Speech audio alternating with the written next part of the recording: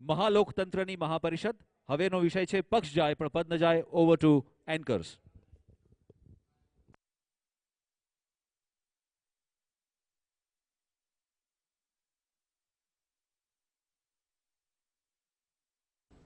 Command 2 command 2 और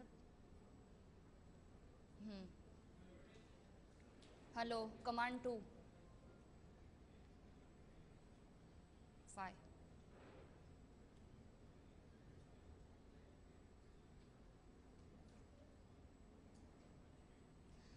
મહાલોકતંત્રની મહાપરિષદ VTV આજે લઈને આવ્યું છે તમામ મહાનુભાવો સાથે, અને એટલા માટે કારણ કે આવનારી લોકસભા ચૂંટણી ખૂબ મહત્વની છે.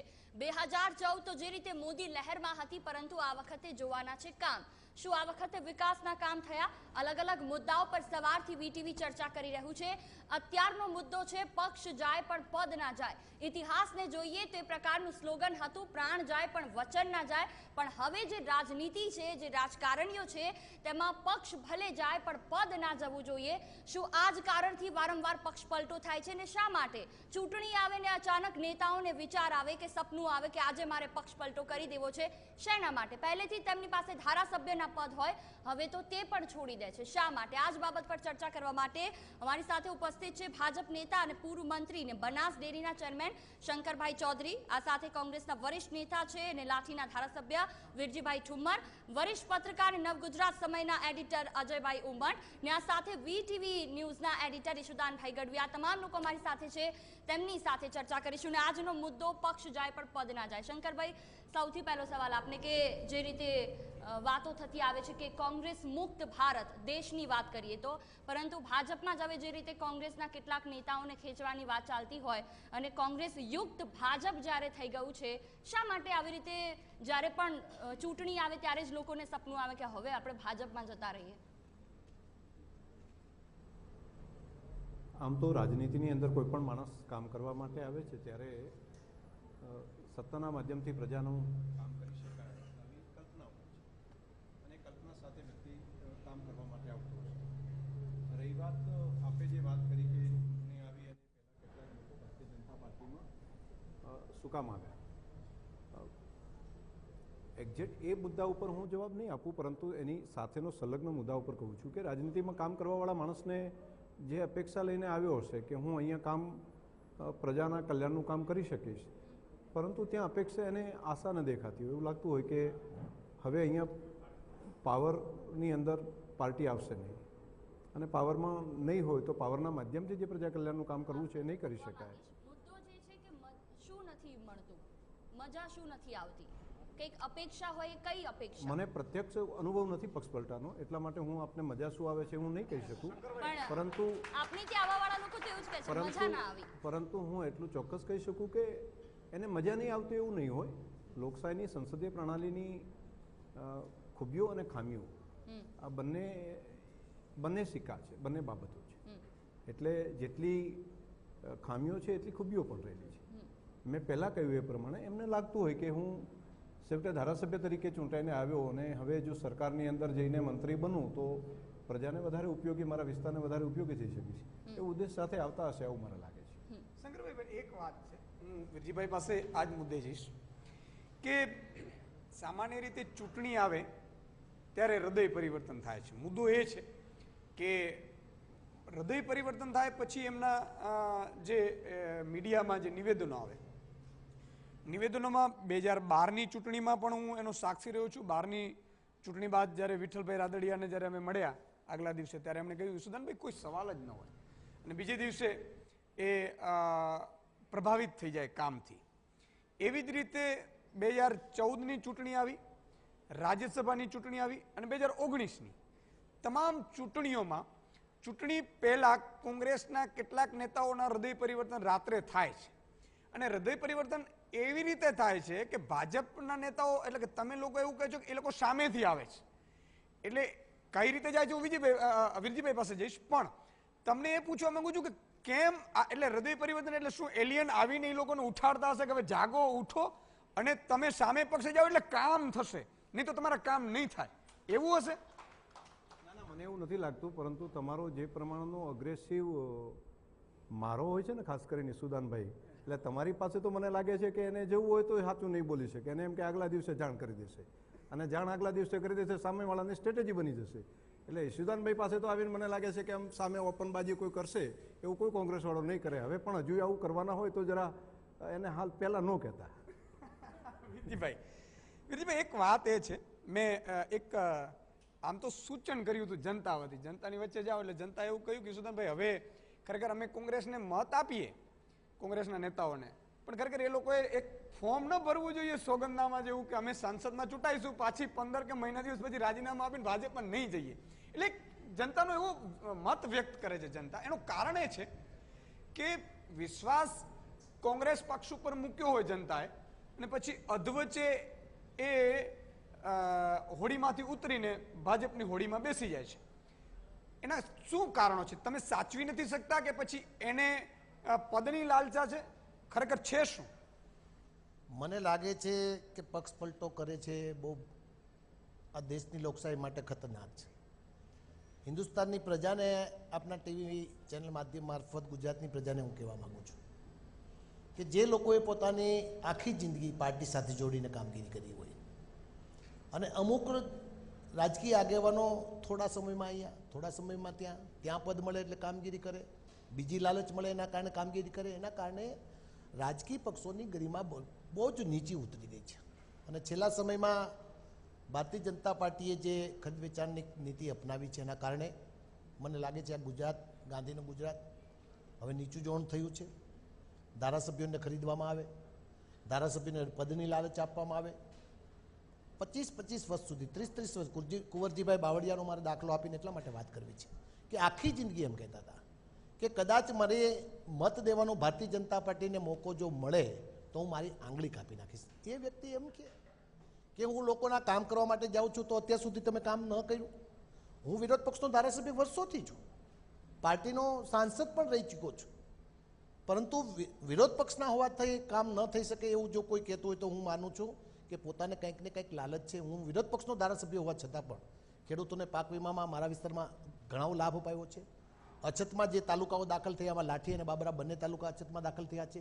માત્ર લાઠીમાં વરસાદ નહોતો અને લીલિયામાં વરસાદ હતો એવું નહોતું, પરંતુ કામ કરવું છે કે કેમ મોટી લાલચા વાગે હું કેબિનેટ મિનિસ્ટર બની જાઉં. તાજેતરમાં જે શપથવિધિ થઈ આપે જોયું હશે, જવાહરભાઈ ચાવડા, યોગેશભાઈ પટેલ અને એક ત્રીજા ધારાસભ્ય જેની શપથવિધિ કરવામાં આવી, ચૂંટણી એ લોકસભાની આવે છે, ધર્મેન્દ્રસિંહ જાડેજા, કે 3 ધારાસભ્યો કોંગ્રેસ સાથે જોડાયેલા હતા. એટલે ભારતીય જનતા પાર્ટીનું 2014માં સ્લોગન હતું કે ભારતને કોંગ્રેસ મુક્ત કરવો છે. મને લાગે છે આ સ્લોગન શા માટે બોલ્યા હતા કે કોંગ્રેસ મુક્ત ભારતને કરવો છે કે કોંગ્રેસ યુક્ત ભાજપ કરવું છે. અત્યારે આખું ભારતીય જનતા પાર્ટીનું જે પ્રધાનમંડળ જુઓ, વિઠ્ઠલભાઈ રાદડી અત્યારે પોતાની તબિયતના કારણે નથી બોલી શકતા. જવાહર ચાવડા એવું કહ્યું કે મજા નથી આવતી.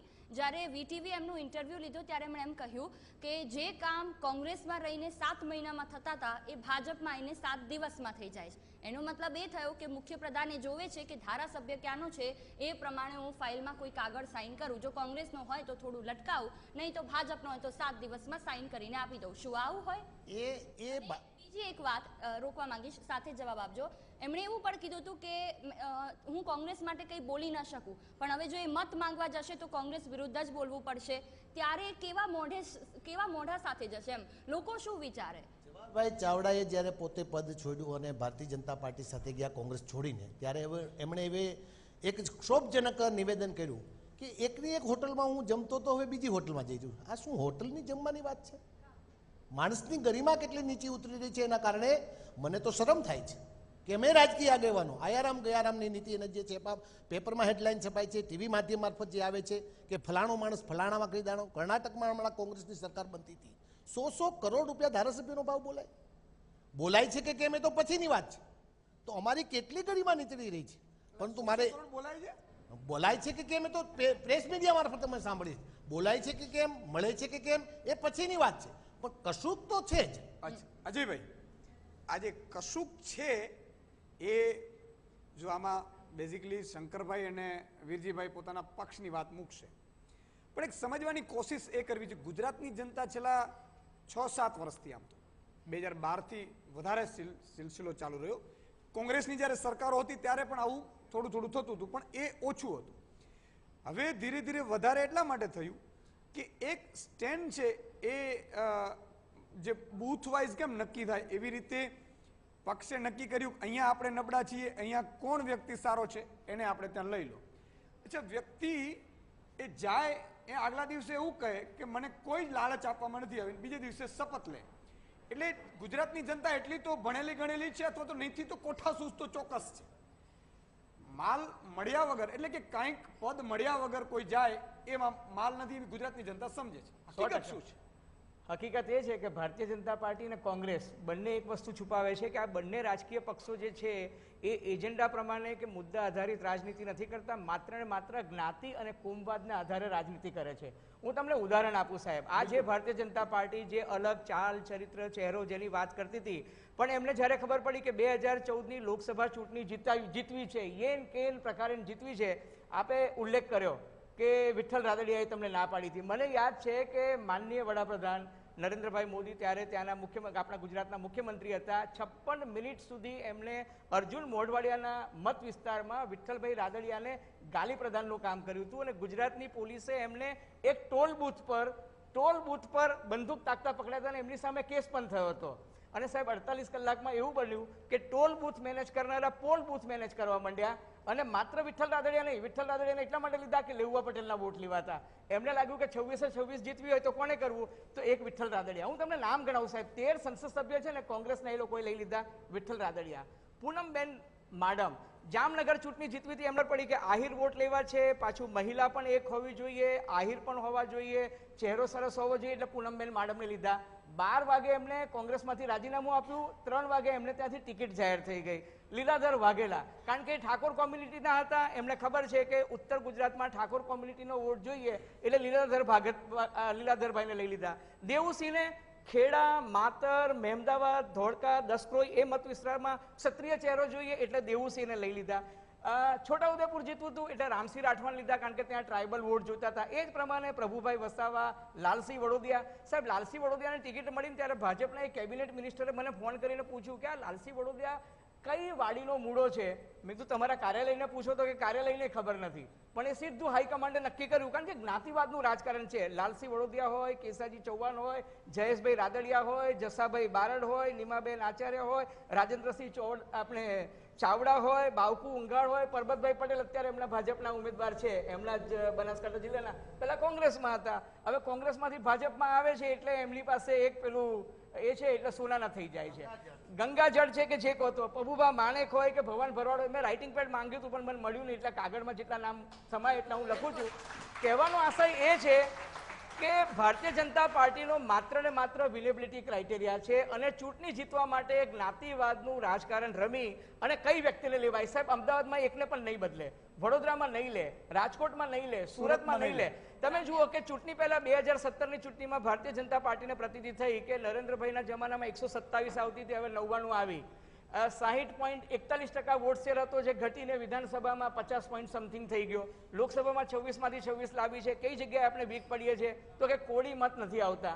હવે પેલા બે ભાઈઓ છે, ભાઈ અને ભાઈ, હું નામ નથી લેવા માંગતો, એ બંને ભાઈઓનું ચાલતું નથી. અમરેલી જિલ્લાના રાજુલામાં પણ પુરુષોત્તમભાઈના ભાઈ હારી જાય છે, હમણાં જિલ્લામાં એક પણ ટિકિટ મળતી નથી. એટલે શું કરવું કે કુંવરજી બાવળિયાને લઈને આવો, કોળી નેતા છે, ભારતના રાષ્ટ્રપતિ કોળીને બનાવી દીધા છે, એટલે ત્યાં કોળી તોડ્યો. એટલા માટે એમ કે ભાઈ રાજકોટ જિલ્લો આવી ગયો, જુનાગઢ આવી ગયો, પોરબંદર આવી ગયો, આખો કોળી બેલ્ટ સચવાઈ ગયો.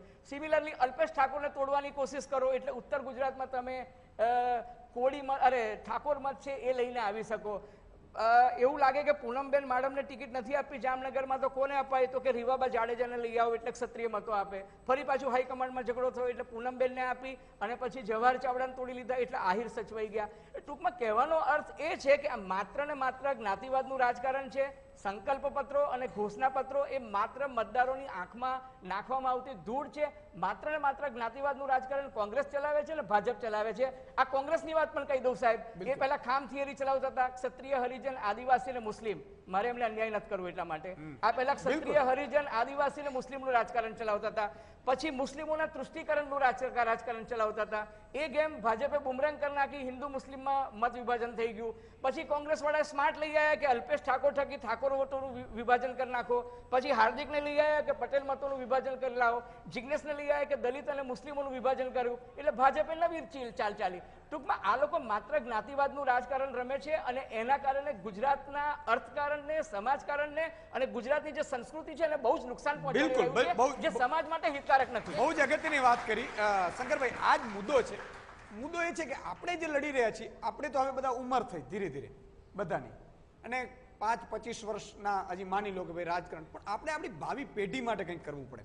ભાવિ પેઢી માટે કરવું તો શું કરવું જોઈએ? ખરેખર આ જે તમે કહ્યું, માની લો કે હાઈકમાન્ડ નક્કી કરતો હોય કે અત્યારે ભાજપ કરી રહ્યું છે, આવતીકાલે કોંગ્રેસ આ સિસ્ટમ કરશે, એટલે અમારા બધાને, એટલે ગુજરાતની જનતાના બાળકો છે એ ખરેખર મેનિફેસ્ટો ખાલી આંખ માટે જ, નજર માટે જ આવશે, બાકી આવી જ ગણતરીઓમાં એ આપણું ભાવિ છે ધૂંધળાતું રહેશે. સુદાનભાઈ, આપણે એક દ્રષ્ટિથી વિચાર કરીએ છીએ.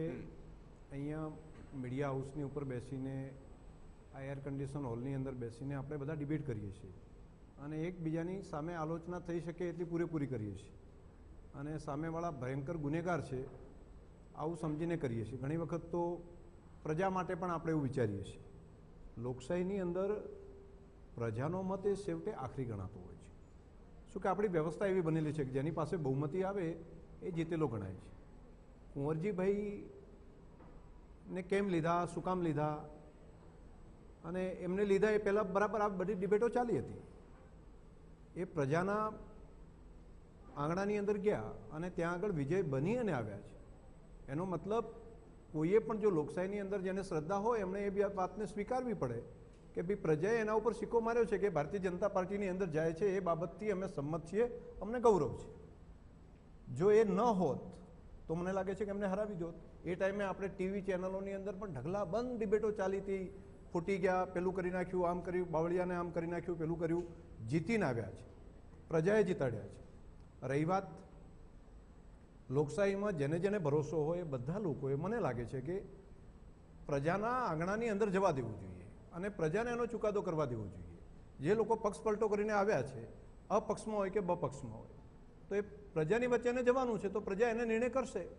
રહી વાત જ્ઞાતિવાદની, બાકી બધી, હા, લોકશાહીની પ્રજા તરીકે પણ હજુ આપણે એટલા પરિપક્વ નથી થયા કે ઉપરથી નક્કી કરીએ કે સૌથી વધારે ટેલેન્ટ કોણ છે, સૌથી વધારે એફિશિયન્ટ કોણ છે, સૌથી વધારે ઓનેસ્ટ કોણ છે. એના આધાર ઉપર જ આપણે પોતે નક્કી કરી અને એને જનપ્રતિનિધિ તરીકે. શંકરભાઈ, એક બાબત ઉપર એ પણ સહમતિ ધરાવી જોઈએ, કારણ કે નરેન્દ્ર મોદીએ જ એક સભામાં કીધું હતું તો અહીંયા બાવળ વાવો તો અહીંયા આંબા ઉગશે આવતીકાલે, એટલે એ તો હાઈકમાન્ડથી જ આવે છે. એટલે કહી શકાય કે પહેલેથી જ્ઞાતિ સમીકરણને એટલું જ પ્રભુત્વ આપવામાં આવે છે જે રીતે અજયભાઈએ વાત કરી. નહીં, ઉપરથી આવે છે એવું નહીં, પરંતુ દેશની વ્યવસ્થા તંત્ર જે બનેલી છે, પ્રજા જે પ્રમાણનું મૂડ હોય છે એ પ્રમાણે પોલિટિકલી પાર્ટીઓ પણ વિચાર કરતી હોય છે. પોલિટિકલ પાર્ટીઓ ત્યાં આગળ જઈને, વીરજીભાઈને ત્યાં જઈને, કોઈ, હું માનું છું કે તમે કોઈ બીજા કોઈ માણસને ત્યાં જઈને લડાવશો તો અઘરું પડશે. તે વીરજીભાઈનું ચાલે છે, વીરજીભાઈને ત્યાં આગળ લડાવવા પડશે. આપે વાત કરી, 4-5 એક્ઝામ્પલો આવ્યા, ભાજપ કોંગ્રેસ યુક્ત થઈ ગયું છે આવી વાત કરી, પરંતુ એ ઘણા વર્ષો પહેલાંની વાત છે. તમે પરબતભાઈની જે વાત કરો છો અત્યારે, તો પરબતભાઈ અત્યારે 15 વર્ષથી તો બિલકુલ ભારતીય જનતા પાર્ટીની અંદર છે. અને અજયભાઈ, હું એ બાબત પણ આપણા ધ્યાન ઉપર મૂકું કે દેશમાં પહેલી તો કોઈ પાર્ટી જ નહોતી, એક જ પાર્ટી હતી. સરકાર જ્યારે બનાવી હતી, નહીં, આપણે જ્યારે, નહીં, મારી બાબત આપણે, બેન, મારો વિષય આપણે સાંભળવો જોઈએ. મને લાગે છે કે તમે જ બોલ કરશો તો મને અહીંયા બોલાવ્યો છે. આ વાત આપણે નહીં બોલ, આપે જરા લોજિક સાથે એન્ડ સુધી પહોંચવું પડશે. જો ટાઈમ ઓછો હોય તો પછી નહીં, મારો વિષય એવો છે, જરા એ થિંગ સાથે પણ તમારે બધાએ સ્વીકારવું જોઈએ કે દેશની પહેલી ગવર્મેન્ટ જ્યારે બની ત્યારે અલગ અલગ પાર્ટીઓના, અલગ અલગ લોકોને ત્યાંથી લાવીને બધાને ભેગા કર્યા હતા. એ પછી તો મોટા ભાગે જે લોકો ગવર્મેન્ટની અંદર હતા એ બધા કોંગ્રેસની સાથે જ હતા અને કોંગ્રેસ જ હશે. પછી અલગ અલગ પોલિટિકલી પાર્ટીઓ ત્યારે નાની શરૂઆતની અંદર ચાલુ થઈ છે. તો એવું માની લઈએ કે અત્યારે જે આવ્યા છે બધા કોંગ્રેસની અંદરથી જ આવ્યા છે, તો મને લાગે છે કે એ યાદી તો અજયભાઈ ખૂબ લાંબી થઈ જશે. પરંતુ માત્ર ચૂંટણી આવે છે અને ટિકિટ લેવા માટે આ પક્ષમાંથી નથી આપતા એટલે હું આ પક્ષમાં જતો રહું, આ બાબત ઠીક મને લાગે કે નથી ને એ બાબતમાં સંમતિ એમની વાત એ બાબતે આપણે માનવી પડે અજયભાઈની કે એમણે કેટલાક દાખલાઓ ગણાવ્યા. અજયભાઈ આવીશ આપની પાસે. હું તમને બીજા દાખલા આપું. ચલો, હું ભૂતકાળની વાત નથી કરતો. છેલ્લા 1 વર્ષમાં જે લોકો તમારી પાર્ટીમાં આવ્યા, તમે મને કહો કે 1 વર્ષમાં આવ્યા કે નહીં. કુંવરજી બાવળિયા, આશાબેન ઊંઝામાં, બરાબર છે, છેલ્લા 1 વર્ષમાં આવ્યા? જો ના હોય તમે ના પાડો સાહેબ. જવાહરભાઈ ચાવડા 1 મહિનામાં આવ્યા. વલ્લભભાઈ, પછી તેજશ્રીબેન પટેલ, બળવંતસિંહ રાજપૂત, AK રાહુલજી, મનીષ ચૌહાણ, ધર્મેન્દ્રસિંહ જાડેજા, રાઘવજી પટેલ, અમિત ચૌધરી, જીવાભાઈ પટેલ, રમીલાબેન દેસાઈ. મેં તમને કહું સાહેબ, તમને રાઇટિંગ પેડ ના આપ્યું, નહીં તો હજુ મને લખવાનું તક મળે. કહેવાનું તાત્પર્ય એ છે કે ચૂંટણી આવે છે, હું માત્ર ભાજપને બ્લેમ નથી કરતો શંકરભાઈ, હું માત્ર ભાજપને બ્લેમ નથી કરતો. આ પેટર્ન જે છે આખા દેશમાં છે, અને એટલા જ માટે ગાંધીજીએ જે કહ્યું હતું ને કે આ દેશમાં કોંગ્રેસ જે છે, જ્યારે દેશને આઝાદી મળી પછી એમણે કહ્યું કે કોંગ્રેસનું વિલીનીકરણ કરી નાખવું જોઈએ. ગાંધીજીનો વિચાર એટલા માટે સાચો હતો કે એક પક્ષનો ઇજારો આ દેશ પર ના હોવો જોઈએ, પછી એ કોંગ્રેસ હોય કે કોઈ પણ પાર્ટી હોય. એટલે મહાત્મા ગાંધીની એ વાત સાથે સંમત થઈને હું તમને કહું છું કે માત્ર મુદ્દા આધારિત હોવું જોઈએ. તમે ઉદાહરણ આપો બનાસકાંઠામાં પરબતભાઈ પટેલ હોય કે પરથી ભટોળ હોય, બંને ચૌધરી કોમ્યુનિટીના છે. કેમ? કારણ કે જ્ઞાતિવાદનું રાજકારણ હાવી થઈ ગયું છે. ગીતાબેન પટેલને ટિકિટ આપો તો એની સામે હસમુખ પટેલને આપો છો. કેમ આપો છો? એટલા માટે આપો છો કે ત્યાં જ્ઞાતિવાદનું રાજકારણ છે. મને દુઃખ સાથે કહેવું પડે છે કે શંકરભાઈ ચૌધરી કેપેબલ ઉમેદવાર હોવા છતાં એમના મત વિસ્તારમાં હારી ગયા, કારણ કે ચૌધરી કરતા ઠાકોરની વસ્તી વધારે હતી. જયનારાયણ વ્યાસ વિદ્વાન વ્યક્તિ હોવા છતાં હારી ગયા, કારણ કે એની સામેનો ઉમેદવાર ઠાકોર હતો. શક્તિસિંહ ગોહિલ કોંગ્રેસના એક સક્ષમ ઉમેદવાર હતા, હારી ગયા કારણ કે જ્ઞાતિવાદનું રાજકારણ હતું. મને શંકર આપણે બહુ સાચી વાત છે, બહુ સાચી વાત માટે પણ દુઃખ છે, જયનારાયણ વ્યાસ માટે પણ દુઃખ છે, શક્તિસિંહ માટે પણ દુઃખ છે. ચિંતા એ જ છે, તમારા જેવા સારા વ્યક્તિઓ માટે ચિંતા છે, અને ચિંતા એ ભાવિ પેઢીની છે ને. જે મને જે બીજો સવાલ એ થાય છે કે જે જનતાને ઉઠે છે મગજમાં, જનતા એવું વિચારે છે કે માની લો કોઈ ગયા, ચલો હું એમ કહું છું XYZ પક્ષ પલટો કરીને ગયા, બીજે દિવસે પદ પણ મેળવે, પણ હું એમ કહું છું જનતા ગરીબની ગરીબ રહે છે, ત્યાં બંગલા બનતા જાય છે. ચિંતા છે આ છે ખરેખર. એક જો તમારામાં સેવા જ ભાવના હોય તો હું એમ કહું છું પદની શું જરૂર પડે છે, અને જો પદ મેળવવાની ભાવના હોય તો આપણે જ્ઞાતિવાદને લીધે શું કામ એને આપણે જનતાને મૂર્ખ બનાવીએ છીએ? સવાલ આ છે શંકરભાઈ. નહીં, એક વાત તમારી સાચી છે કે એની એકાઉન્ટેબિલિટી હોવી જોઈએ અને હરેક કામની અંદર હોવી જોઈએ. આજે એફિડેવિટ કરાવે છે કોઈ પણ કેન્ડિડેટ, આજે ચૂંટણી લડવા માટે આવે છે, એ પછી બીજી વખત એને એફિડેવિટ કરવાનું હોય છે. એ બાબત પણ જોવી જોઈએ ને એના સિવાય બ્લેકનું એની પાસે શું છે એ પણ જોવા માટેની વ્યવસ્થા મને લાગે છે કે હજુ ઊભી કરવી જોઈએ. બીજી વાત ઈસુદાનભાઈ, હું એ બાબતમાં હજુ પણ કદાચ ડીપમાં આપની સાથે આ ચર્ચા કરવા માંગુ છું કે ભાઈ સેવા જ કરવી છે તો પછી સત્તાની શું જરૂર છે? આપનું લોજિક મને લાગે છે કે આ છે. તો પછી સરકારોની શું જરૂર છે અને ચૂંટવાની શું જરૂર છે? નહીં, આ બાબત જરા મારો જે છે વ્યક્તિગત વિકાસ થાય છે એના સાથે છે. નહીં, એ બાબત એમને પોતાને મળી જાય કેબિનેટ એટલે ગામ આખાનો મારો સમાજ છે, હવે ઓકે તાળીઓ પાડે છે, એવું કેમ? અને ખરેખર ત્યાં સમાજની તમે જુઓ, આદિવાસી સમાજ અત્યારે ગણપતભાઈ વસાવા વર્ષોથી છે. હજુ શૈક્ષણિક પ્રજા લોક કલ્યાણ લોક શિક્ષણ જેટલું વધારે થશે એટલો જ આનો ઉકેલ આવશે. એટલે અત્યારે એક તો તમારે ને મારે બધાએ એ બાબત તો સ્વીકારવી જોઈએ કે હેવ એન્ડ હેવ નોટ વચ્ચેની ખાઈ એ બેલેન્સિંગ કરવાની જરૂર છે. ઘણી બધા અંશે થઈ ગઈ છે, પણ હજુ પણ એક અપર ક્લાસ હશે, એક લોઅર ક્લાસ હશે, એક મિડલ ક્લાસ હશે, આ બધું ચાલતું હશે. બધા બેલેન્સ થઈ જશે એવું શક્ય નથી, પરંતુ મિનિમમ જે એને જોઈએ એ પ્રમાણની વ્યવસ્થા તો હજુ ઘણા અંશે થઈ છે, ઘણા કરવા જેવી છે. બીજી વાત, અજયભાઈની બાબત સાથે એ બાબતમાં સંમત થવું કે અજયભાઈએ કહ્યું કે યાદી છેલ્લે બોલી, ઘણી બધી યાદી આમ જોઈને પછી મને મારા મનમાં વિચાર આવ્યો, એના વગર પણ 4-5 લોકો રહી ગયા હજુ બોલવામાં. કહું છું ને, એ બાબત તમે ખૂબ સારી વાત કરી, પરંતુ અજયભાઈ એનું બીજું પાસું પણ છે કે ત્યાં બેઠેલા વ્યક્તિને એવું લાગે છે માત્ર ચૂંટણી ટાઈમે આવ્યા છે એવું નહીં, ચૂંટણી સિવાય પણ અલગ અલગ ટાઈમે પણ આવ્યા છે. એને એવું લાગે છે કે હવે કોંગ્રેસ પાર્ટી આખી તૂટી રહી છે, હવે વિસર્જન થઈ રહ્યું છે. એટલે ધીમે ધીમે એક સાથે એક વર્ષમાં આટલા મોટા પ્રમાણની અંદર લોકો જોડાય છે, એનો મતલબ કે લાગે છે કે પાવર પોલિટિક્સના માધ્યમથી પ્રજા કલ્યાણનું કામ કરવું હશે તો હવે કોંગ્રેસમાં કોઈ હોપ દેખાતો નથી, અને તે હોપ નથી દેખાતો એટલે ભારતીય જનતા પાર્ટી તરફ એમણે આવવાની શરૂઆત કરી છે. અને આખા રાજ્યની અંદર પણ વાતાવરણ એ તરફનું બન્યું છે કે 20-25 વર્ષથી કન્ટિન્યુ આમ જોઈએ તો પાવરમાં આવતા જ નથી, તો સત્તા તે મળતી નથી. એક આખી પેઢી, વીરજીભાઈ ખૂબ સહકારી આગેવાન છે અમારા મિત્ર પણ છે, ઘણા વર્ષોથી કામ કરે છે, પણ લાગે છે કે આવું હું તો જવાનો હતો ત્યારથી કરીને અત્યાર સુધીમાં બેઠો છું, પણ હજુ કોઈ જવાબ જ છો હજુ. ના વીરજીભાઈની વાત કરું છું. વીરજીભાઈ એટલે બિલકુલ, એ તો ત્યારે તો ખૂબ યંગ હતા, MP બન્યા ત્યારે, અને આજે પણ એ એમના પ્રભાવી આગેવાન પણ છે. એક વાત છે, પરંતુ હવે ક્યાં સુધી રહેવું એમ, આ 10 વર્ષ 20 વર્ષ 25 આ વર્ષ વીરજીભાઈ નો 30 વર્ષ. પ્રશ્ન પૂછી લો. તમારી એ લાગણી આવી જાય અને ગુજરાતના જનતાની લાગણી પણ આવી જાય. વીરજીભાઈ, એક વાત તો હમણાં મને CM પણ એવું જ કહ્યું કે ઈસુદાનભાઈ કુંવરજીભાઈ આવ્યા, જીતીને આવ્યા કે નહીં, પહેલી વસ્તુ. હવે એમ બે કારણ હોઈ શકે.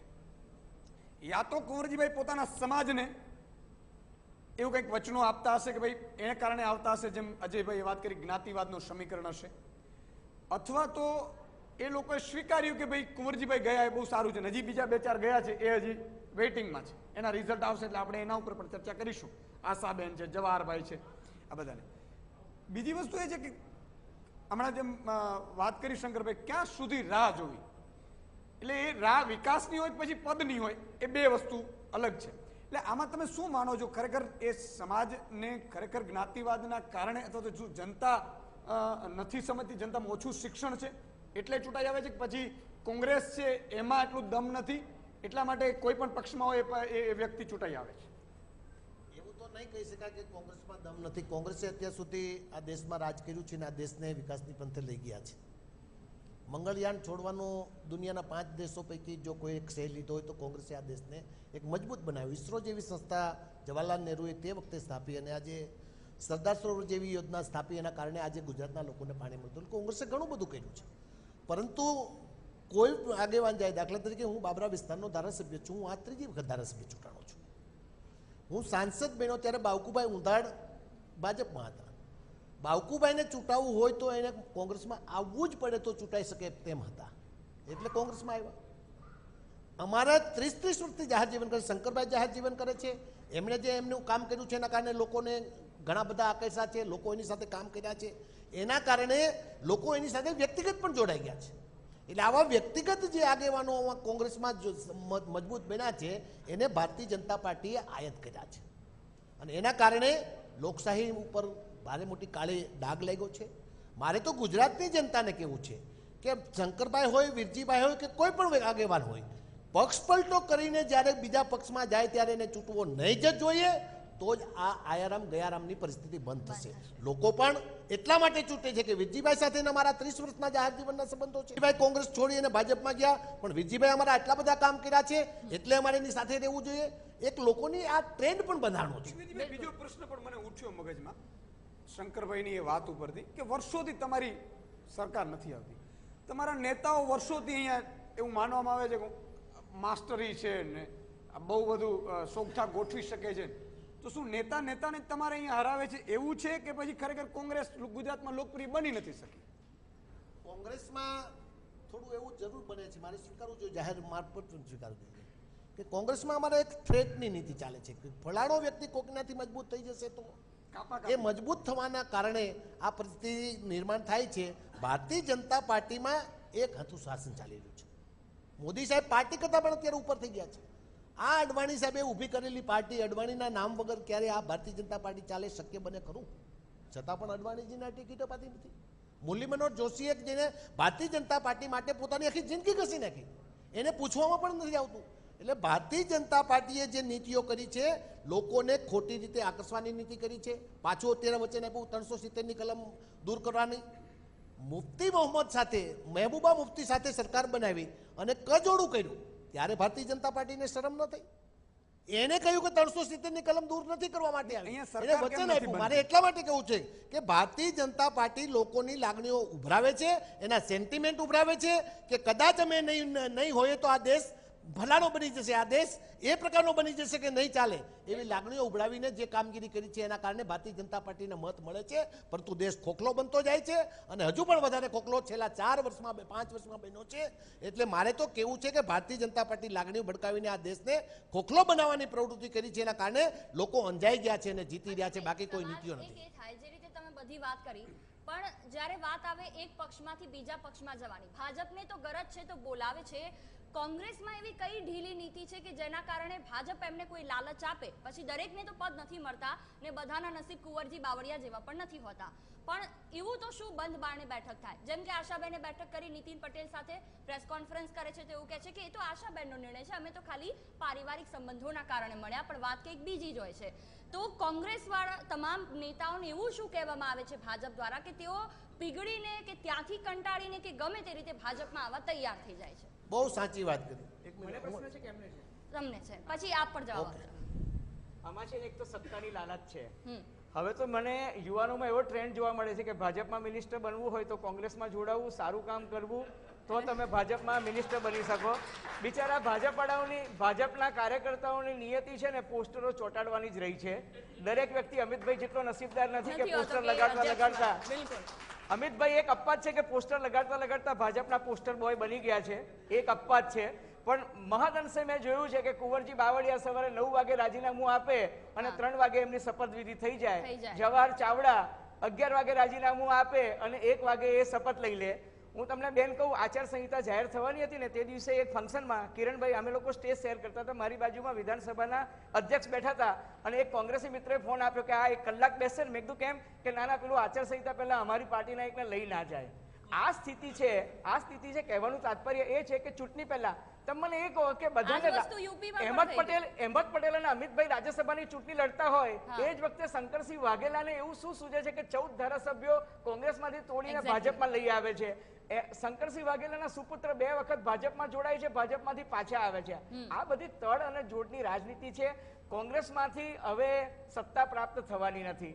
ભાજપ પાસે મની પાવર છે, મસલ પાવર છે, મેન પાવર છે, સંગઠનની તાકાત છે, કેન્દ્રમાં સરકાર છે. અને કોંગ્રેસમાં ખાટલે ખોડ એ છે કે કોંગ્રેસના નેતાઓ અત્યાર સુધી ઉપરની સત્તા ટકાવવા માટે ગુજરાતમાં સમાધાન કરતા રહ્યા છે, એટલે એ લોકો કોઈ દિવસ ગુજરાતમાં સત્તામાં આવતા નથી. કોંગ્રેસમાં આંતરિક સમાધાન કરતા આવ્યા છે. 100% સાહેબ, ઉપરની સત્તા ટકાવવા માટે નીચે સમાધાન કરવામાં આવે છે. બધું મેચ ફિક્સિંગ છે, ટેબલ પોલિટિક્સ ચાલે છે. જે ટેબલ પોલિટિક્સમાં મહાદૂર હોય એ પછી ઉપર આવવા દેતો નથી, કારણ કે એને રાજ્યસભાની સીટનું સેટિંગ કરવું હોય. એને હાઈકમાન્ડને ખબર નહીં પડતી હોય ક્યારેક. હાઈકમાન્ડને ખબર છે પણ જાગતો બમણું ઘૂરે છે. ટ્રેજેડી આ છે. અને વાળત જ્યારે ચીબડા ગળતું હોય તો પછી બિચારા કાર્યકર્તાઓ શું કરે? એ મૂંગા મોડે જુએ કે થોડો ટાઈમ, અને પછી પેલું કહે છે ને કે આપણા ટાઈમ આએગા, તો આવી ગયો ટાઈમ, લોકસભાની ચૂંટણી આવી ગયો. શંકરભાઈ, આ એક વાત, આ તો અત્યારે મને લાગે છે અજયભાઈ તમારી વાત મને લાગે છે કે દિલ્હી સુધી કોંગ્રેસના નેતાઓ જોઈ જ રહ્યા હશે, કારણ કે જોવી પડે. ભાજપને તો જુએ જ છે. કોંગ્રેસની સરકાર લાવી હશે તો પણ વીટીવી એ લોકો જોવી પડશે અત્યારે.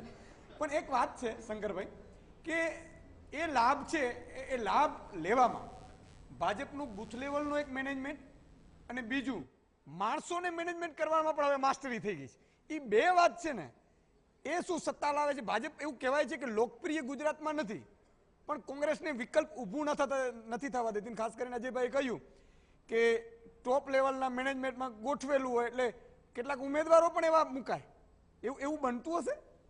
નહીં, હું એના એ બાબત સાથે સંપૂર્ણ સંમત એટલા માટે નથી કે આંશિક રીતે સંમત થઈશ આપની વાત સાથે, પરંતુ આપની જે વાત એટલા ખુલ્લા દિલના માણસ છે, બહુ સાચી વાત છે. પાર્ટીના હોય એટલે બધું ન સ્વીકારે. ના, પાર્ટીને નહીં, હું અહીંયા આગળ બેઠો છું એટલે પાર્ટી તરીકે તો આવ્યો છું, પણ ખુલ્લા દિલથી આપ શું વાત કરો છો એટલે ખુલ્લા દિલથી વાત પણ કરવા માંગુ છું.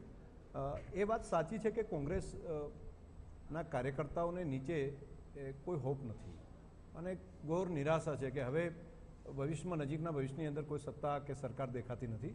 આ બાબતમાં હું સંમત છું. સંમત નથી એ આપે જે વાત કરી એ બાબતમાં કે માત્ર એના કારણે કરીને ભારતીય જનતા પાર્ટીને સત્તા મળે છે એટલા માટે મેં આંશિક શબ્દ વાપર્યો. ના, એવું નથી. Bharatiya Janata party cadre base party છે. 1 કરોડ કરતાં વધારે પ્રાથમિક સભ્યો બનેલા છે અને એનું ઓર્ગેનાઇઝેશન દરેક બૂથ સુધી, દરેક પેજ સુધીનું બનેલું છે. એટલે આજે નિર્ણય ભારતીય જનતા પાર્ટીને મતદાન હજુ 23મી તારીખે હોય ને આવતીકાલે મતદાન કરવું હોય તો આજે જ નિર્ણય કરીને એ એના કાર્યકર્તાની કેડરમાં મેસેજ પહોંચાડે એટલે એક જણ 20 મતદાર સુધીની વ્યવસ્થા જે છે એ નક્કી કરેલી છે, એનો સંપર્ક કરી લીધો છે. એટલે જે પ્રમાણે નેતૃત્વ મજબૂત છે, જે પ્રમાણે નીતિ પણ સારી છે, નિયત પણ સારી છે અને નીચેની આખી ટીમ જે કેડર કહેવાય એ પણ એટલી મજબૂત છે અને એ કેડર ઉપર ગુજરાતની પ્રજાને ભરોસો છે.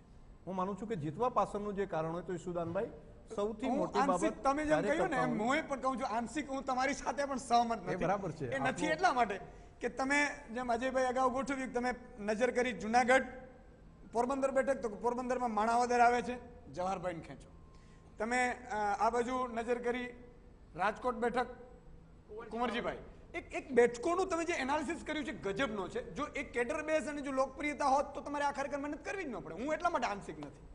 નહીં, એ વાત પણ તમારી સાચી છે કે કેટલાક વિસ્તારો જે રૂરલ એરિયા છે કે જ્યાં પ્રજા પોતે જ્ઞાતિના આધાર ઉપર મતદાન કરતી હોય છે. એન્જિનિયરિંગ જે સારો શબ્દ વાપરે છે બધા, તો એ જ્યાં પાર્ટીની બેઝ જ્યાં સૌથી વધારે મજબૂત છે ત્યાં આપ સૌ જ વાત કરી છે કે ત્યાં કોઈ અખતરા નથી કરતા હોતા. ધીમે ધીમે પહેલાં તો એવું કહેતા હતા ભારતીય જનતા પાર્ટી માત્ર શહેરોની પાર્ટી છે, તો શહેરોમાંથી આગળ વધીને ગ્રામ્ય રૂરલ એરિયામાં પણ જઈ રહી છે.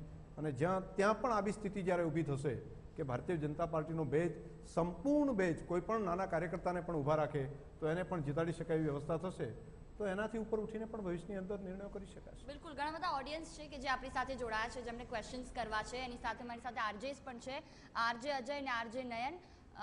કોઈ પણ એક ક્વેશ્ચન? હલો, થેન્ક યુ જોઈ. આપણી સાથે યશભાઈ છે અને જાણીએ શું કહેવા માંગે છે. હું જે રજૂ કરવા માંગુ છું સાહેબ, એ કદાચ અજયભાઈ સમજી શકશે કારણ કે બહુ જૂના છે. આ ઇલેક્શન પક્ષો વચ્ચે નથી પણ યુરોપિયન કન્ટ્રીઝ અને અમેરિકા અને આપણા પ્રજાતંત્ર વચ્ચે છે. આખું પ્રોજેક્શન બનાવવામાં આવે છે અને money power, East India company રાતોરાત અહીંયા આવતી જાય છે, દરવાજા ખુલતા જાય છે, શેર બજાર વધવા માંડે છે, રૂપિયો વીક થતો જાય છે. એવું તો નહીં થાય એકચ્યુઅલી. હજી તો આપણે છીએ અને જ્યાં સુધી આપણે છીએ ત્યાં સુધી ઈસ્ટ ઇન્ડિયા કંપની હવે નજર નહીં કરી શકે. નહીં પણ એક વાત સાથે હું એક જ વસ્તુ કહું છું, બેગર હેવ નો ચોઇસ.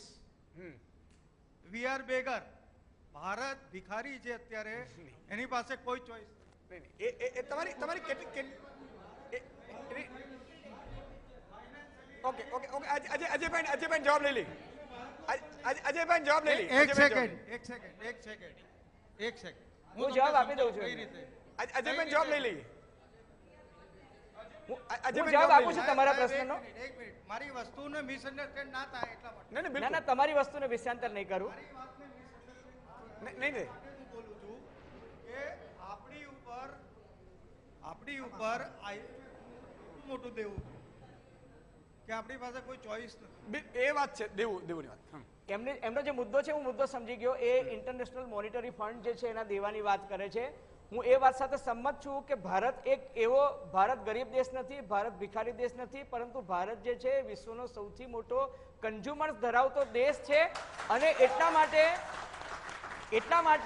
માટે વિદેશી મહાસત્તાઓની નજર ભારતીય જનતા પાર્ટી અને ભારત સરકાર પર છે. એ લોકો ભાજપ સરકારને કઈ રીતના પ્રભાવિત કરી શકે એના માટે વિદેશી સરકારો ભારત પર પ્રભાવ પાડી રહી છે. એટલે તમે જુઓ કે આજના છાપાની હેડલાઇન છે કે ડોનાલ્ડ ટ્રમ્પે એવું કીધું છે કે ભારતના ટેક્સ ટેરરિઝમથી હું સંમત નથી, પણ ભારત એક મોટો દેશ છે એવું એને કહેવું પડે છે. કારણ એ છે કે સાહેબ આ દેશમાં 125 કરોડ ગ્રાહકો છે. મોબાઈલ ફોન સૌથી વધારે અહીંયા વેચાય છે, ઇન્ટરનેટનું સૌથી વધુ વ્યાપ અહીંયા આગળ છે. એટલે મોબાઈલ કંપનીઝથી માંડીને બધી વ્હાઇટ ગુડ્સ વાળી બધી મેન્યુફેક્ચરિંગ કરતી કંપની છે. They are eyeing India as market. અને અમેરિકાની ચૂંટણીમાં જો રશિયા ચંચુપાત કરી શકતું હોય તો ભારતની ચૂંટણીમાં મહાસત્તાઓ ચોક્કસ ચંચુપાત કરવાની કોશિશ કરશે. પણ મને ભારતના મતદારોની કોઠાસૂઝ પર વિશ્વાસ છે અને એ લોકો કાંઈ જ નહીં કરી શકે. બિલકુલ. મુદ્દા ઉપર પાછા આવીએ. પદ અને પક્ષની વાત કરતા હતા. વીરજીભાઈ, એક સવાલ થાય. ભારતીય જનતા પાર્ટી પર એક ટેગ ક્યારેક સિનિયર નેતાઓ હોય, યુવા નેતાઓ હોય અને સિનિયર નેતાઓ ના આવે. લાગી રહ્યું છે કે કોંગ્રેસે પણ હવે ઘરમાં થતું હોય અને ઘરમાં જ પતાઈ બહાર પોતે સારા છે એવું ચિત્ર ઊભું કરવું જોઈએ, તો એ આપોઆપ ઊભી થશે, ડિસિપ્લિનમાં આવી જાય. Bharatiya Janata party discipline party હોય તો એને કોંગ્રેસને આયાત ન જ કરવા પડે. ડિસિપ્લિન એ તો એમનું એક લોકો ઉપર ઇમ્પ્રેસ પાડવા માટેની વાત છે. પડી ગયો છે એવું કોંગ્રેસ પણ કરી શકે જો ઇમ્પ્રેસ પાડવા માટેની વાત. ડિસિપ્લિન પાર્ટી જો હોય તો એમણે જેટલા સભ્યો નોંધાતા એ સભ્યો જેટલાને મત મળ્યા નથી જિલ્લા પંચાયત, તાલુકા પંચાયતની ચૂંટણીમાં. ડિસિપ્લિન એટલે કઈ રીતે વીરજીભાઈ? એક વાત એ છે, જે કહેવાનો મતલબ જોઈનો એ છે કે માની લો કે જવાહરભાઈ કોંગ્રેસમાં હોય તો ગમે તે બોલતા હોય, પણ સમજો કે કોંગ્રેસમાંથી ભાજપમાં ગયા, 11 વાગે એને પૂછે વીટીવીનો પત્રકાર કે જવાહરભાઈ તમારા કેબિનેટમાં સમાવેશ થઈ રહ્યો છે? મને ખબર નથી એકચ્યુઅલી. અને 1 વાગે એ શપથ લઈ લે એટલે ડિસિપ્લિન આની વાત કરે છે. કોંગ્રેસ છે એ પોતે જાતે જ નેતા છે, હું જ પાર્ટી છું, એવી રીતે વર્તી રહ્યા છે કેટલાક નેતાઓ, એની વાત છે. કોંગ્રેસ પાર્ટીમાં ફ્રીડમ ઘણું છે, મારે સ્વીકારવું જોઈએ, હું કોંગ્રેસ પાર્ટીનો આગેવાન છું. અમારા કોઈ પણ પાર્ટીના કાર્યકર્તાને ક્યારેય પ્રેશરાઇઝ કરવામાં આવતા નથી. ભારતીય જનતા પાર્ટી ડિસિપ્લિનની વાતો કરે છે, પરંતુ એના કાર્યકર્તાઓને એટલા બધા પ્રેશરાઇઝ કરે છે. કુંવરજીભાઈ બાવળિયા જ્યારે ભારતીય જનતા પાર્ટીમાં જોડાયા, કમલમ ઓફિસમાં જતા હતા અને એક પ્રેસ મીડિયા કુંવરજીભાઈને પૂછવા ગયા, તરત જ ભૂપેન્દ્રસિંહ ચુડાસમા એનો હાથ પકડી લીધો. કોઈ પ્રેસ મીડિયાને જવાબ આપવાનો નથી, કારણ કે એની નીતિ કોંગ્રેસ તરફની હતી. એટલે કદાચ સાચો જવાબ આપી દઈએ તો. એટલે ભારતીય જનતા પાર્ટીની પ્રેશર ટેકનિક અને વર્ષોથી એમની સત્તા ચાલી, 1995 થી ભારતીય જનતા પાર્ટીની સત્તા ચાલી રહી છે, ત્યારે જન્મેલો બાળક આજે મતદાર બની ગયું છે. એટલે એમની ઉપર એક ઇમ્પ્રેશન જ પડી ગઈ છે કે જો અમે ભાજપની વિરોધ કરશું તો અમારી ઉપર આ દંડો ઉપાડશે, મારો વેપાર અટકી જશે, મને ક્યાંય ચાલવા નહીં દે, મારી ઉપર ફલાણું કરવામાં આવશે. એટલે ભારતીય જનતા પાર્ટીએ લોકોને દબાવવા માટેનો પ્રયાસ કર્યો છે અને દબાવીને જે નીતિઓ ઊભી કરી છે એના કારણે એ ડિસિપ્લિનની વાત કરે છે. બાકી જરા પણ ડિસિપ્લિન નથી. કોંગ્રેસ જે વાત કરે છે એના કાર્યકર્તા પણ કરી શકે છે, અમારા નેતા પણ કરી શકે છે. રાહુલ ગાંધી બોલે, અમારો ગામડાનો નાનામાં નાનો કાર્યકર્તા એ જ વાત કરે છે. ભારતીય જનતા પાર્ટી માટે આ સ્વતંત્રતા નથી, એટલા માટે ડિસિપ્લિનની વાત કરે છે. વિજયભાઈની બાબત જે કહી, ડિસિપ્લિન અને પ્રેશર ટેકનિક, આ બંને વચ્ચેનો ભેદ કોઈએ પણ સમજવો જોઈએ. દાખલા તરીકે આર્મી છે, તો આર્મીમાં ઉપરથી ઓફિસરે એના કર્નલે કહ્યું કે મેજરે કહ્યું અને નીચેનો સંત્રી હોય એ વાત કરે કે નહીં, મારે બોલવાનો મને અધિકાર છે, હું તો લોકશાહી દેશની અંદર રહું છું, તમે આ વાત કરી છે પણ હું એ બાબતમાં સંમત નથી, હું માનું છું કે આ સ્વતંત્રતા કહેવાય. એવી જ બાબત કોઈ પણ કેડર બેઝ પાર્ટી માટે પણ. હા, તમે તમારા એ નક્કી કરેલું કોરમ હોય, કોરમની અંદર તમે ચર્ચા કરો, પરંતુ એ જ ચર્ચા કોંગ્રેસની જેમ ખુલ્લા કરે અથવા તો હું માનું છું કે પ્રજાને પણ નથી ગમતું હતું. તમારા ઇન્ટરનલ તમારી અંદર જો ડિસિપ્લિન નથી, એક એક્ઝામ્પલ આપીને હું મારી વાત પૂરી કરીશ. દાખલા તરીકે સીતારામ કેસરી રાષ્ટ્રીય અધ્યક્ષ હતા, સૌથી વડીલ હતા, ઉપરથી એમને ચાલુ એમની ટીમની અંદર સોનિયા ગાંધીને ત્યાં આગળ રાષ્ટ્રીય અધ્યક્ષ મૂકવા માટે ટીંગાટોળી કરીને જબ્બા ફાડી નાખીને ઉપાડીને બહાર ફેંકી દીધા અને રાષ્ટ્રીય અધ્યક્ષ તરીકે સોનિયા ગાંધીજીને બેસાડ્યા. શું આ ડિસિપ્લિન ગણાય? આખા દેશે જોયું હતું. ઉપર આ સ્થિતિ છે, વડીલો માટેના માનની જે વાત એમણે કરી વિરજીભાઈએ, બાકી બધી તો આખા દેશે જોયેલું છે. એ નીચેની કેડરમાં પણ ઉતર્યું છે. બીજા બધાને લાગે છે કે ઉપરના નેતાઓ જો આમ કરીને ફેંકીને જો બીજાને લાવીને બેસાડી શકાય તો આપણે પણ કરી શકાય. આપણે એક વાત મને એ સૂજી, તમારે જે શંકરભાઈ તમને પૂછીશ અને પછી એ જ પ્રશ્ન મારે અજયભાઈને પૂછ્યું છે. તમે કહ્યું કે શહેરોમાં એક પ્રકારે ભાજપની ટૂંકમાં પાર્ટીની જે વિચારધારા છે એ સેટ થઈ ગઈ છે, ગામડામાં નથી. હવે તમે કહ્યું ગામડામાં ધીરે ધીરે સેટ કરવા માટે નો સેટ થયું એટલે આપણે કેટલાક લોકોને આપણે આયાત કરવા પડ્યા. બીજી વાત એ છે કે શું આ પુલવામા અથવા તો હવે એ સ્થિતિ પેદા કરી છે આપણે કે હવે દેશ રાષ્ટ્રવાદ લઈએ એટલે ગામડાવાળાઓ પણ એ ભાજપ સાથે જોડાઈ જાય કે આપણે રાષ્ટ્રવાદની વાત કરીએ છીએ, પાકિસ્તાન સાથે આપણે બહુ ગજબનું આપણે ખેંચવાનું છે એટલે એને કરીને ગામડાને આકર્ષિત કરવાનું એક એવું છે. સુદાનભાઈ, આપ ખૂબ બુદ્ધિશાળી માણસ છો ને આપના પ્રશ્નો પણ આમ તો ચારણ ચોથો વેદ વણ ભણ્યો વાતું કરે, એટલે હું આખું નહીં વાત કરું, પરંતુ શહેરોની અંદર પણ ભારતીય જનતા પાર્ટીનો બેઝ જે છે અનેક ઘણો એમ વધ્યો છે. ગ્રામ્યમાં નથી એવું નહીં, ગ્રામ્યની અંદર પણ વારંવાર આપણે જીતતા આવ્યા છીએ ભારતીય જનતા પાર્ટી, પણ શહેરોની અંદર જેટલો 100% ત્યાં સામે કોઈ આવે તો કોઈ ઊભા રહેવા, ગાંધીનગરમાં કોઈ ઊભા રહેશે તો શું થશે, તો ઊભા રહેવા માટે ઊભા રહેશે એવી સ્થિતિ. તો આવું ગ્રામ્ય વિસ્તારની અંદર પણ થઈ રહ્યું છે. બીજી વાત, રાષ્ટ્રીયતાનો મુદ્દો એને મતની રાજનીતિની સાથે હું નથી જોડતો, મારી પાર્ટી પણ નથી જોડતી, પરંતુ એક નાગરિક તરીકે પ્રાઉડ થઈ શકે કે દર વખતે આવીને પાકિસ્તાન દર વખતે આવીને આપણને હેરાન કરતું હોય, દર વખતે આવીને આપણે તે હુમલા કરતું હોય. વર્ષો પછી એવું થયું કે જે ઇઝરાયલ કરી શકતું, જે અમેરિકા કરી શકતું, એવા મારા દેશના સૈનિકોએ કર્યું. હું માનું છું કે એમાં કોણ નાગરિકને પ્રાઉડ ન થાય, દરેકને ગૌરવ થશે. હું ઈશુદાનભાઈ બનાસકાંઠાની અને પાટણની પાકિસ્તાનની સરહદના વિસ્તારમાંથી આવું છું. મારું વતન, મારું ઘર ત્યાં છે. પાકિસ્તાનમાંથી અનેક ગામોની અંદરથી હિજરત કરીને લોકો ખસી ગયા. આપણે ત્યાં આગળ સર્જિકલ સ્ટ્રાઇક કર્યા પછી લોકો ખસી ગયા. બનાસકાંઠા કે પાટણના છેલ્લા ગામમાંથી, જ્યાંથી એવું કહેવાય ને કે પથ્થર માર્કેટ સામે પહોંચી જાય ને, જલોયા ગામ હોય કે ત્યાંનું અમારું માવસરી હોય કે એવાલ હોય, ત્યાંથી એક પણ વ્યક્તિના પેટનું પાણી નથી હાલ્યું, એકનું રૂવાડું ફરક્યું નથી, અને એને એવું નથી લાગ્યું કે પાકિસ્તાન આવીને કંઈ કરી શકશે. કેમ? એટલે નરેન્દ્રભાઈ આવ્યા પછી હા, હું આ વખતની વાત કરું છું. આ સર્જિકલ સ્ટ્રાઇક જે થઈ ને હમણાં એની બંનેની વાત કરું છું. ભરોસો છે હિન્દુસ્તાનના સૈન્ય ઉપર અને ભરોસો છે હિન્દુસ્તાનના વ્હીલ પાવર વાળા નેતૃત્વ ઉપર. બંને બાબતને સ્વીકારવી. આ જ વાત મારે તમને પૂછવી છે કે એક પ્રકારનો એવો માહોલ ક્રિએટ થયો છે કે ભાઈ ખરેખર શહેરો જે રીતે આવી રહ્યા એવી રીતે ગામડું પણ રાષ્ટ્રવાદના નામે આવી જાય. જો તમે શહેરો, અર્બન અને રૂરલ ડિવાઇડ જે છે ને એ ગુજરાતમાં વિઝિબલ છે. આ ગુજરાતમાં 60.41% મત મેળવીને જે ભારતીય જનતા પાર્ટી 26માંથી 26 બેઠક જીતી શકે, એ જ ભારતીય જનતા પાર્ટી તમે જુઓ કે વિધાનસભાની ચૂંટણી પહેલા જ્યારે જિલ્લા પંચાયત અને મહાનગરપાલિકાની ચૂંટણી આવી તો અમદાવાદ, વડોદરા, રાજકોટ, સુરત, ભાવનગર, જામનગર અને જુનાગઢ આ બધી મહાનગરપાલિકાઓ ભાજપ જીતી, પરંતુ 31માંથી 24 જિલ્લામાં કોંગ્રેસ પાર્ટીનો વિજય થયો. એનો અર્થ એ થયો કે જે ગામડાના પ્રશ્નો છે, દાખલા તરીકે કિસાનોને પોષણક્ષમ ભાવ મળવા જોઈએ એ નથી મળતા, કિસાનોને નર્મદા નદીનું પાણી જે પ્રોમિસ કર્યું હતું જેટલા પ્રમાણમાં મળવું જોઈતું હતું એ નથી મળ્યું, ગામડાનામાં જે વિકાસ થવો જોઈએ એ નથી થયો, એ એક વાસ્તવિકતા છે. અને ભારતીય જનતા પાર્ટીએ પછી કોર્સ કરેક્શન પણ કર્યું. કહેવાનું તાત્પર્ય એ છે કે ભારતીય જનતા પાર્ટી શહેર અને ગામડા વચ્ચે વહેંચાયેલી પાર્ટી છે, અર્બન પાર્ટી છે. પણ એટલું કહ્યા બાદ તમે જે રાષ્ટ્રવાદની વાત કરો છો, હું આ દેશની સેના વિશે પૂરેપૂરો ગૌરવાન્વિત છું, ભારતીય બધા જ છીએ, પરંતુ આ સેનાને મોદીજી કી સેના કહેવી એ વાત અનુચિત છે. કારણ કે પછી તમે છે ને સેનાની સાથે પછી મોદીજી નહીં જોડો. એ વાત સાથે હું ચોક્કસ સંમત છું કે મોદીજીએ ભારતીય સેનાને સર્જિકલ સ્ટ્રાઇક કરવાની પરવાનગી આપી, બરાબર છે, પણ પછી એને પોલિટિસાઇઝ નહીં કરવું જોઈએ, નંબર 1. નંબર 2 કે ઇલેક્શન આવે ને પાકિસ્તાન યાદ આવે એ પણ ખોટું છે.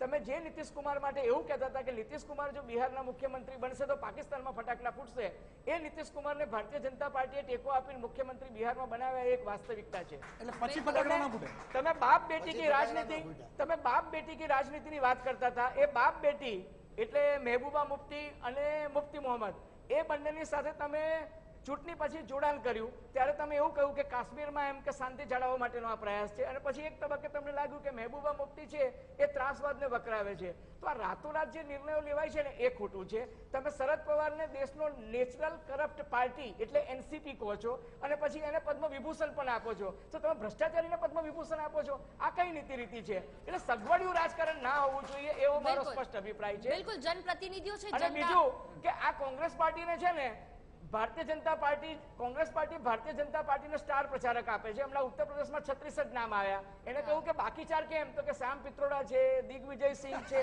નવજોત સિદ્ધુ છે, મણિશંકર અય્યર છે, જયરામ રમેશ છે, આ બધા કોંગ્રેસના કામ કરે છે ભાજપ માટે. એટલે ખબર નથી પડતી આ મેચ ફિક્સિંગ છે કે શું છે. સીધી ભાષામાં ના બોલાય એવું કહી શકાય. જનપ્રતિનિધિઓ છે, જનતા કેટલાક સવાલ કરવા માંગે છે. આરજે નયન છે મારી સાથે. જી, થેન્ક યુ જુહી. આજનો આપણો સબ્જેક્ટ જે છે કે પક્ષ જાય પણ પદ ન જાય, એ વિષય ઉપર આપણા મિત્ર આપણે કંઈક પૂછી રહ્યા છે. હું પ્રશ્ન પૂછું એ પહેલા અજયભાઈ તમને એક વાત કહેવા માંગીશ. તમે જે કીધું મોદીજીની સેના, જે ભારતીય જનતા પાર્ટીના કાર્યકરો કીધું, સાહેબ મેં તમને કોઈ દિવસ એવું નથી કહેતા સાંભળે, જ્યારે શીલા દીક્ષિત જે દિલ્હીના મુખ્યપ્રધાન હતા, એમનો દીકરો સંદીપ દીક્ષિત જ્યારે એમણે આર્મીના ચીફને ગુંડો કીધો હતો, સડક છાપ ગુંડો, એના ઉપર મેં તમને કોઈ દિવસ સાંભળ્યા નથી કે કહેતા. મને અત્યારે સવાલ પૂછ્યો, હું કહું છું કે એ તદ્દન ખોટી વાત છે અને એ પોતે ગુંડો હોય. પરંતુ સર જે તે સમયે તમે એની પર રિએક્શન નથી આપ્યું. ભાઈ દરેક વસ્તુ પર તમે મોદીજીની સેના ઉપર આટલું બધું, તમે મોદીજીની સેના ઉપર આટલું બધું કહી ગયા સર, તમે એની ઉપર તમે કોઈ દિવસ રિએક્શન નથી આપ્યું. કોંગ્રેસ પાર્ટીએ ઘણી વખત સેનાને ગાળો આપી છે, એની ઉપર તમે કોઈ દિવસ રિએક્શન નથી આપ્યું. મારી અપીલ છે મીડિયાને કે જ્યારે બી આવું કોઈ થાય છે સેના ઉપર હુમલો, તો તમે લોકો એની પર જવાબ આપો, કારણ કે સેના આપણા દેશની રક્ષા કરે છે અને આપણા સન્માન માટે કામ કરે છે. ગાઝિયાબાદના ઉમેદવાર મેજર જનરલ વીકે સિંહ કે જે આર્મીના ચીફ હતા અને ભારતીય જનતા પાર્ટીના ઉમેદવાર હતા, 7.5 લાખ મતે જીત્યા હતા, એની જાહેર સભામાં યોગી આદિત્યનાથે આ વાક્યનો પ્રયોગ કર્યો હતો કે મોદીજી કી સેના, અને એ જ જનરલ વીકે સિંઘે એવું કીધું છે કે આ યોગી આદિત્યનાથ ગદ્દાર છે જો એવું બોલ્યો હોય તો. કહેવાનું તાત્પર્ય એ છે કે એ વાક્ય સાથે અસંમત થતું જ નથી, એ અસંમત થવાનો સવાલ જ નથી. કહેવાનું તાત્પર્ય એ છે કે સેનાનું જે શૌર્ય છે એનું રાજનીતિકરણ નહીં થવું જોઈએ. બાકી શીલા દીક્ષિતના સુપુત્રએ જે કીધું એની હું જાહેરમાં ટીકા કરું છું, તમે મારા નામે ટ્વીટ પણ કરી નાખજો, નો ઇસ્યુઝ. મારો શંકરભાઈ માટે હતો. જી, અને બીજું હું તમને કહું કે તુષાર અમરસિંહ ચૌધરીના ગ્રેસ માર્ક સ્કેન્ડલ વિશે મેં સૌથી વધારે કહ્યું હતું જે તમારું ભાજપનું મીડિયા સેલ ફેરવી રહ્યું છે અને એના કારણે બિચારા રાજ્યસભાની ટિકિટ પણ ના મળી. એટલે પત્રકાર જે છે ને એ બધા માટે બોલતો હોય છે, જ્યારે તક મળે ત્યારે બોલે છે. પાર્ટી તરીકે ના જોઈએ આપણે, પત્રકારોને પત્રકાર તરીકે જોઈએ. ખૂબ ખૂબ આભાર તમારો. તમે બીજાને ચાન્સ આપીએ, બીજાને. પણ તો પછી 3 મિનિટ તો તમે કાઢી.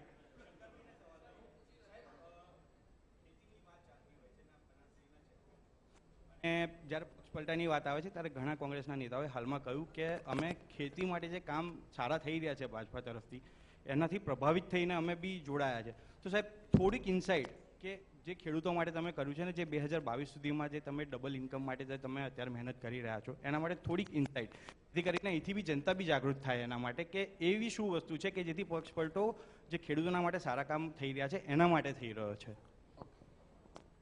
ખેડૂતની સવાલ છે ત્યાં સુધી હું એ બાબત કહી શકું કે ખેડૂતની સ્થિતિ માં ઘણો બધો બદલાવ થયો છે, ઘણો કરવાની જરૂર છે. એક તો દાખલા તરીકે 15 વર્ષ પહેલાં ખેડૂતોને જે ધિરાણ જે આપવામાં આવતું હતું 14% દરે ધિરાણ આપવામાં આવતું હતું, એ ઘટાડતા છેલ્લા 15-20 વર્ષના આ શાસનની અંદર 1% અને છેલ્લે 0%થી આપવા માટેની વાત કરીને આજે ભારત સરકારે પણ એ બાબતની ઘોષણા એના ઘોષણાપત્રમાં પણ કરી છે. વેલ્યુ એડિશન કરીને એગ્રીકલ્ચરના કોપમાં દરેક બાબતની અંદર વેલ્યુ એડિશન ખેતીના પાકમાં કરીને એને સક્ષમ કરી શકાય તેવા પૂરતા સ્કોપ સક્સેસ મોડલ આપણે ત્યાં અમૂલ બ્રાન્ડના નામથી ખેડૂતોએ કર્યું છે, જે દેશ અને દુનિયા માટે એક સફળ બાબત છે.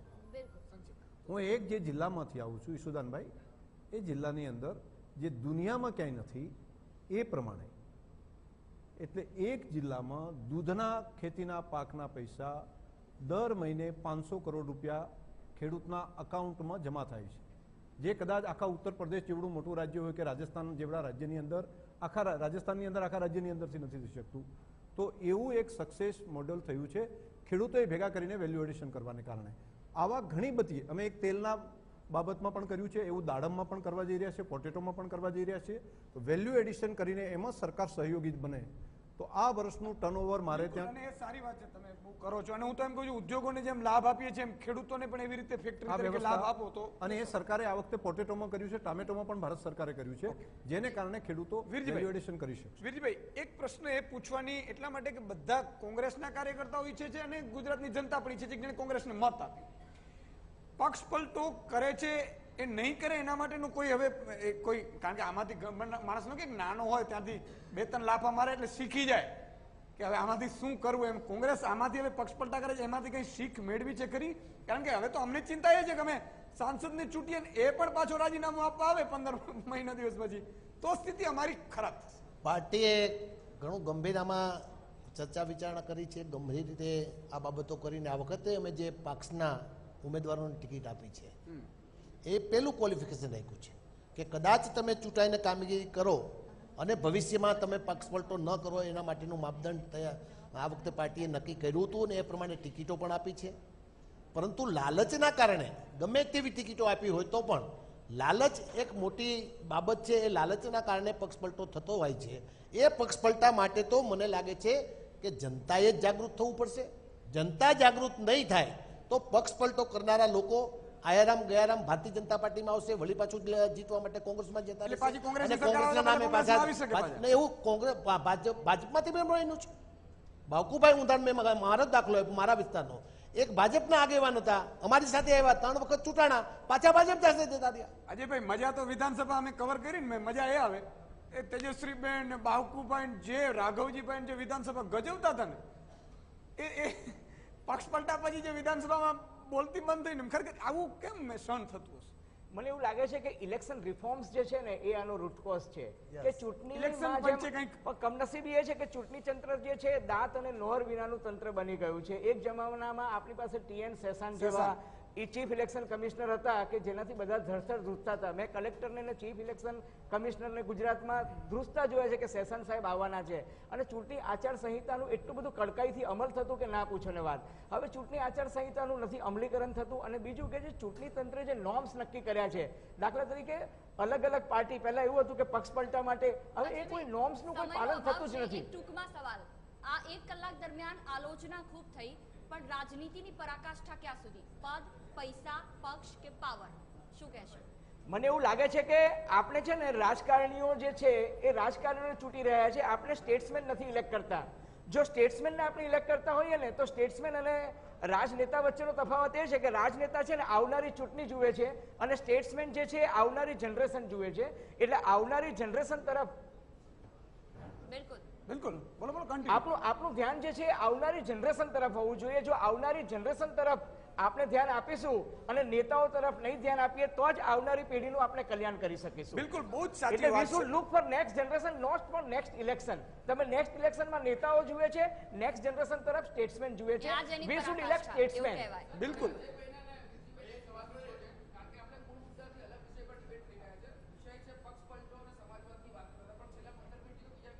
સંક્ષિપ્તમાં તમે પણ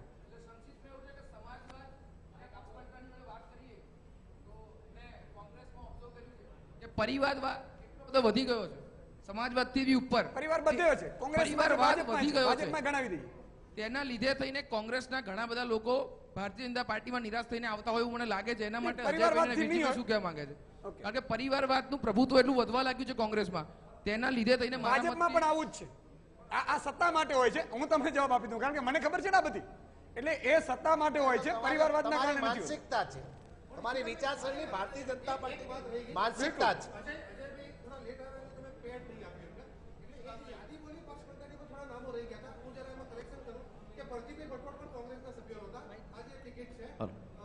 યશોદાનભાઈ,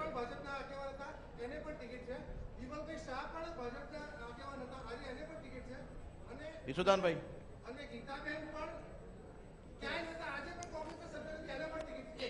બિલકુલ.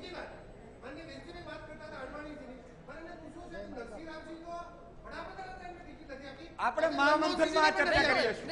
આપણે મહામંથનમાં કરી લઈશું. મારે કહેવાની છે કે બાબુભાઈ કટારા, તમારી વાત સાથે હું સંમત છું.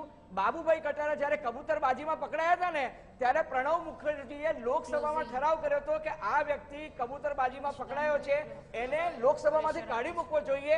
એ વ્યક્તિને કોંગ્રેસ પાર્ટીએ ટીકા આપી છે, હું એની પણ ટીકા કરું છું. બિલકુલ. ને આ પ્રકારના માણસોને રાજકારણમાં નહીં જ આપવા જોઈએ. અર્જુનસિંહજી અનેક વરિષ્ઠ નેતા હોવા છતાં વીરજીને પરિવારના તાબે થવું પડ્યું પાછું. બિલકુલ, સમયનો અભાવ છે. આપ તમામ લોકો ચર્ચામાં જોડાયા, ખૂબ ખૂબ આભાર. બિલકુલ, છેલ્લી આપણે કરી લેશું પછી મહામંથન. ત્રણે એ ત્રણ કામ રાજકીય પક્ષો કરી શકે. અજયભાઈ, વીરજીભાઈ અને શંકરભાઈ. એના મુજબ જે પેલા દર્શકે કીધું કે ભાઈ 15-20 મિનિટથી આપણે કંઈક બીજી ચર્ચામાં ચાલી રહ્યા છે. સાહેબ, મને એ જણાવો કે અજયભાઈએ પણ કીધું કે 15 થી 20 જણા છેલ્લા 1 વર્ષમાં કોંગ્રેસ છોડીને ભાજપમાં આવ્યા છે. વીરજીભાઈએ એનાથી પણ આગળ વધીને જાહેર કર્યું કે 100 કરોડ સુધીની રકમ જાય છે. હાર્દિક પટેલે પણ જાહેર કરેલું કે મને પણ ખરીદવાની ઓફર થયેલી અને 1200 કે 1800 કરોડ સુધીનું ઓફર થયેલી. મારો પ્રશ્ન એ છે સાહેબ, 5 વર્ષમાં તમે એવી તો કેવી સત્તા ભોગવી કે તમે ભારતના કોઈ પણ રાજનેતાને ખરીદવાની પૈસા તમારી પાસે આવી ગયા? Question number 1. ક્વેશ્ચન નંબર 2, આ ખરીદ ફરોખ સાહેબ, ક્વેશ્ચન નંબર 2, આ ખરીદ ફરોખ અને આ પૈસાની જો વાત આ ઝેર હોય તો આ ઝેરના ગુટડા ઝેર ક્યાં સુધી તમે આપીશો? આપ શંકર છો એટલે આની આ વાત મને સારી રીતે જણાવી શકશો.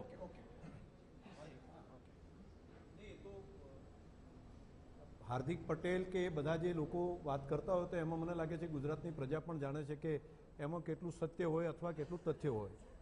રહી વાત, હા ઠીક છે, મને લાગે છે કે તમે બીજો વિષય એવો છે કે પૈસાના કારણે ભારતીય જનતા પાર્ટી અત્યાર સુધીમાં કોઈ જગ્યાએ ખરીદી કરી નથી. અને હું માનું છું કે ઘેટા બકરા વેચાય ત્યાંથી નેતા ન વેચાય, ઘેટા બકરા જેવા લોકોને ત્યાં આગળ રાખ્યા છે કે જે વેચાઈ જાય. અજયભાઈ, વીરજીભાઈ અને શંકરભાઈનો ખૂબ ખૂબ આભાર. મિત્રો, એક પ્રયાસ એવું કરવામાં આવી રહ્યું છે વીટીવી દ્વારા કે તમામ લોકોનું, તમામ નાગરિકોનું, તમામ નેતાઓનું પક્ષ અને વિપક્ષના એક મત લેવામાં આવે. આપણે પ્રયાસ એવું કરીએ છીએ કે જનતા માટે કંઈક આપણે સારું કરીએ, સારું એવી રીતે કરીએ કે કદાચ એવી 2-3 બાબતો હોય કે નેતાઓ અહીંયા આવે હૃદય પરિવર્તન પણ થાય. આવું થાય ઘણી જગ્યાએ. તો આનાથી તમારું ને મારું ભાવિ પેઢી માટે ભલું થાય એ બહુ જરૂરી છે. આજે બસ હમણાં થોડી જ ક્ષણમાં બીજું સેશન ચાલુ થશે. જોતા રહો.